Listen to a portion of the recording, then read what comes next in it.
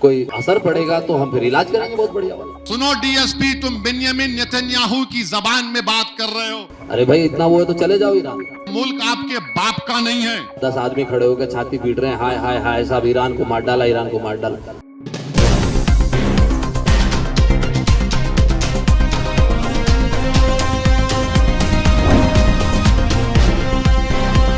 नमस्कार, आप देख रहे हैं द संकेत लाइव और मैं हूं तमन्ना।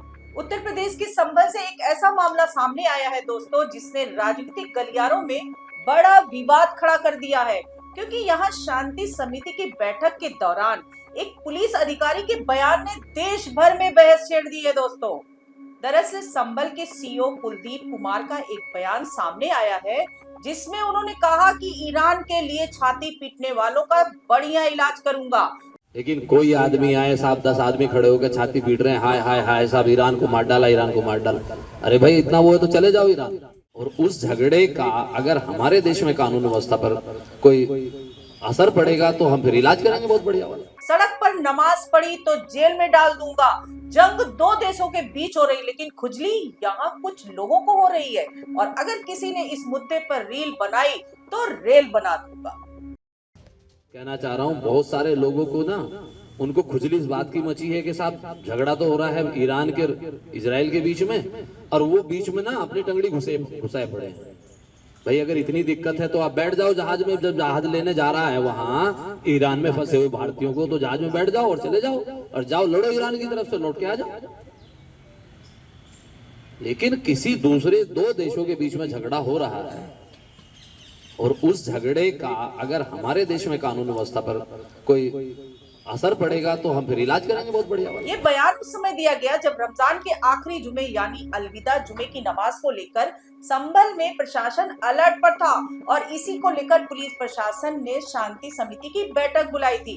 लेकिन इस बैठक में सीईओ कुलदीप कुमार की कड़ी भाषा ने पूरे मामले को राजनीतिक मुद्दा बना दिया।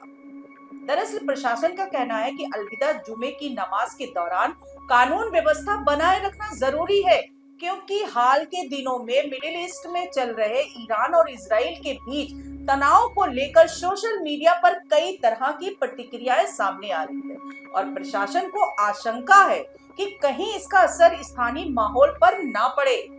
इसलिए शांति समिति की बैठक में पुलिस अधिकारियों ने साफ संदेश दिया कि किसी भी तरह की नारेबाजी, प्रदर्शन या सड़क पर नमाज की अनुमति नहीं दी जाएगी, और कानून व्यवस्था बिगाड़ने की कोशिश करने वालों के खिलाफ सख्त कार्रवाई की जाएगी। लेकिन जिस अंदाज में ये संदेश दिया गया, उसी ने विवाद को जन्म दे दिया, क्योंकि सीईओ कुलदीप कुमार ने बैठक में कहा कि जिन्हें ईरान इजराइल युद्ध से ज्यादा तकलीफ है, वे जहाज पकड़कर ईरान चले जाएं और वहां जाकर लड़ें। उन्होंने कहा कि दो देशों के झगड़े का असर भारत की कानून व्यवस्था पर पड़ा तो पुलिस इसका बढ़िया इलाज करेगी, और किसी भी तरह की अराजकता बर्दाश्त नहीं की जाएगी। हम यहाँ सुकून से रह रहे हैं। दो देशों के बीच में, चार देशों के बीच में जो लड़ाई हो रही है, वो उनके अपने अंतर्राष्ट्रीय मुद्दे हैं, वो जानेंगे उसके लिए। लेकिन कोई आदमी आए साहब, 10 आदमी खड़े होकर छाती पीट रहे हैं, हाय हाय हाय साहब ईरान को मार डाला, ईरान को मार डाला। अरे भाई इतना वो है तो चले जाओ ईरान, इसको जाना।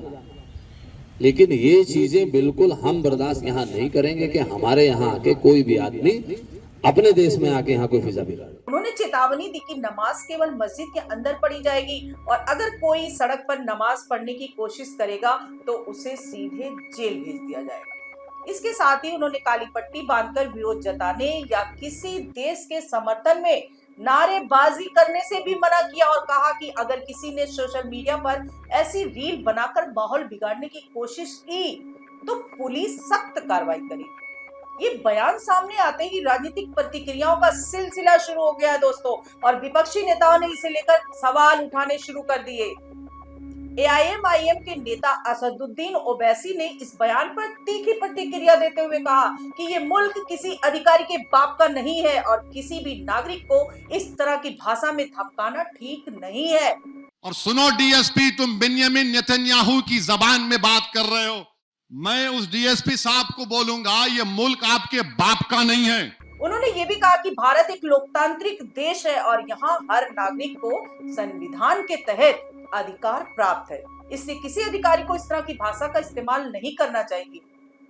वहीं कांग्रेस सांसद इमरान प्रतापगढ़ी ने भी इस बयान की आलोचना करते हुए सोशल मीडिया पर सवाल उठाया कि क्या एक लोकतांत्रिक देश में वर्दीधारी अधिकारी की ऐसी भाषा स्वीकार की जा सकती है। उन्होंने ये भी कहा कि अगर कोई अधिकारी जनता से इस तरह बात करता है तो ये संविधान की मूल भावना के खिलाफ है। उन्होंने उत्तर प्रदेश पुलिस से मांग की है कि संबंधित अधिकारी को संविधान की प्रस्तावना याद दिलाई जाए ताकि उन्हें समझ में आ जाए कि लोकतंत्र में जनता के साथ किस तरह की भाषा का इस्तेमाल किया जाना चाहिए। इसी तरह एआईएमआईएम के प्रदेश अध्यक्ष शौकत अली ने भी सीओ के बयान पर कड़ी प्रतिक्रिया दी है और कहा कि इस तरह की भाषा किसी जिम्मेदार अधिकारी की नहीं बल्कि किसी सड़क छाप गुंडे की लगती है। उन्होंने ये भी कहा कि एक अधिकारी को संविधान की शपथ दिलाई जाती है और उस पद पर बैठकर किसी समुदाय को धमकाना बिल्कुल भी स्वीकार नहीं है। शौकत अली ने ये भी कहा कि ये बयान मुसलमानों को डराने और दबाने की कोशिश जैसा लगता और उन्होंने मांग की कि इस मामले में सीईओ कुलदीप कुमार के खिलाफ तुरंत केस दर्ज किया जाए और निष्पक्ष जांच कराई जाए। वहीं दूसरी तरफ पुलिस प्रशासन का कहना है कि अधिकारियों का उद्देश्य केवल कानून व्यवस्था बनाए रखना है और किसी भी समुदाय को निशाना बनाना सही नहीं है। प्रशासन के अनुसार रमजान के आखिरी जुमे के दिन बड़ी संख्या में लोग नमाज के लिए इकट्ठे होते हैं, इसलिए सुरक्षा व्यवस्था को लेकर सख्ती बरतना जरूरी है ताकि किसी तरह की अफवाह या बाहरी घटनाओं का असर स्थानीय माहौल पर ना पड़े। खासकर उस समय जब अंतरराष्ट्रीय स्तर पर ईरान और इजराइल के बीच युद्ध जैसी स्थिति बनी हुई है और सोशल मीडिया के जरिए कई तरह की प्रतिक्रियाएं सामने आ रही है। कुल मिलाकर संभल में हुई यह शांति समिति की बैठक अब एक बड़े राजनीतिक विवाद का रूप ले चुकी है, क्योंकि एक तरफ पुलिस प्रशासन उसे कानून व्यवस्था बनाए रखने की सख्ती बता रहा है तो दूसरी तरफ विपक्षी नेता इसे लोकतांत्रिक अधिकारों और संवैधानिक मूल्यों के खिलाफ बता रहे हैं। अब देखना ये होगा कि इस पूरे मामले में उत्तर प्रदेश सरकार और पुलिस प्रशासन क्या कदम उठाते हैं और क्या इस बयान को लेकर कोई जांच या कार्रवाई होती है या फिर ये विवाद केवल राजनीतिक बयानबाजी तक ही सीमित रह जाएगा। आप इस पूरे मामले को किस नजरिए से देखते हैं? क्या कानून व्यवस्था बनाए रखने के लिए सख्त भाषा जरूरी है या फिर एक अधिकारी को हमेशा संतुलित और संवैधानिक भाषा का ही इस्तेमाल करना चाहिए?